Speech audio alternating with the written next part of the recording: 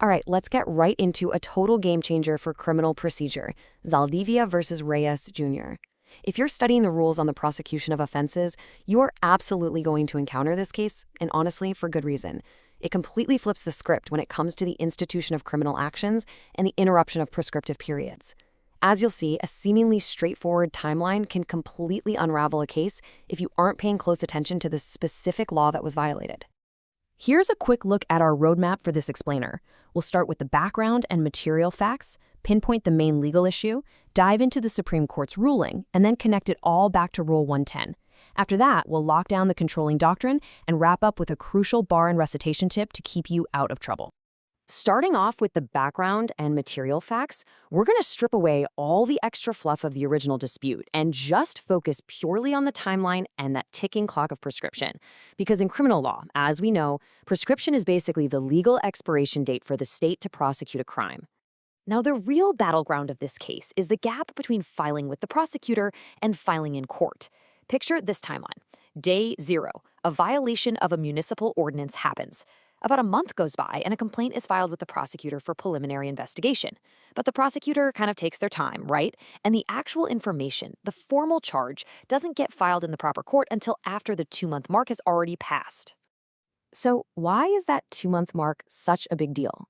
Well, it all comes down to Act number 3326, which is the specific law governing prescription for special laws and municipal ordinances.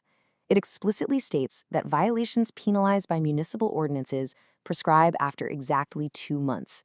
It is an incredibly tight window. The clock starts ticking the second that violation is discovered. Moving on to the main legal issue. This brings us to the exact question you are going to need to answer when you get called on in class. Here is the crux of the whole thing. Did the clock stop when the prosecutor received that complaint on month 1? Or did that 2-month clock just keep right on ticking until the information finally hit the court? Because think about it, if the prosecutor stopped the clock, the state can still prosecute. But if they didn't, the crime is prescribed and the accused walks free. Let's look at the Supreme Court ruling and see exactly how they resolved this dilemma. The court gave a resounding absolute no. The prescriptive period was not interrupted by simply filing the complaint with the prosecutor. By the time that information actually reached the court, more than 2 months had passed, which means the offense had already prescribed. Let's unpack the ratio decidendi here, because the underlying legal logic is brilliant. It really hinges on distinguishing 2 completely different acts. Act Note 3326 specifically requires the institution of judicial proceedings to suspend the prescriptive period. The Supreme Court pointed out that a preliminary investigation by a prosecutor, that's an executive function, not a judicial proceeding. So, for municipal ordinances under Act 3326, only filing the information in the proper court actually counts as instituting a judicial proceeding to hit pause on that 2-month clock. Let's connect this back to Rule 110 and see how it fits into our broader understanding of criminal procedure. So Rule 110, Section 1, tells us exactly how a criminal action is instituted, right? It says when a preliminary investigation is required, you institute the action by filing the complaint with a proper officer, which is usually the prosecutor.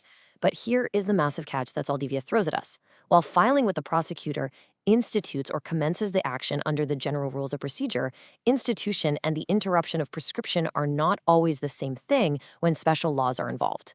We are essentially dealing with 2 totally different rule books here. Under Article 91 of the Revised Penal Code, the prescriptive period is explicitly interrupted by filing the complaint or information, and jurisprudence confirms this includes filing with the prosecutor for preliminary investigation. But, as we've just seen, Act No. 3326 requires the institution of judicial proceedings. You absolutely have to know which set of rules applies to the specific crime in front of you.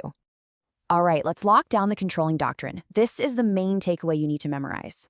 Now, it is worth noting that later cases, like People v. Pangilian, kind of harmonize the rules for other special laws, ruling that filing with the prosecutor does interrupt prescription for things like securities code violations. But even with that, the specific doctrine of Zaldivia stands its ground.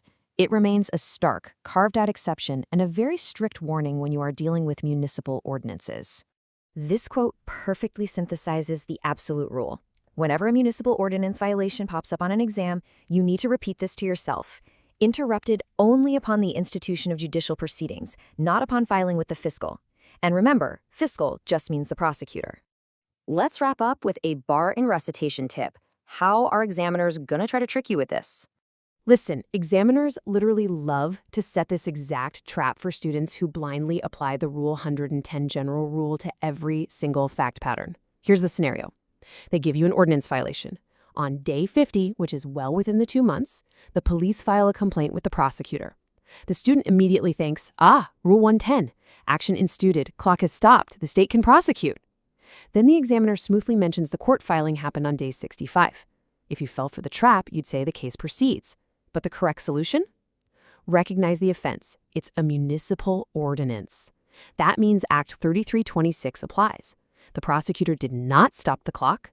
By day 65, the 2-month period had expired and the crime has prescribed. So here is your final takeaway. Who actually has the power to stop the clock depends entirely on the law that was broken. If it's a revised penal code violation, the prosecutor stops the clock. But if it's a municipal ordinance under Zaldivia, only the judge can stop it. The next time you see a timeline in a procedure exam, don't just ask yourself when the clock stopped. Ask yourself who is holding the stopwatch.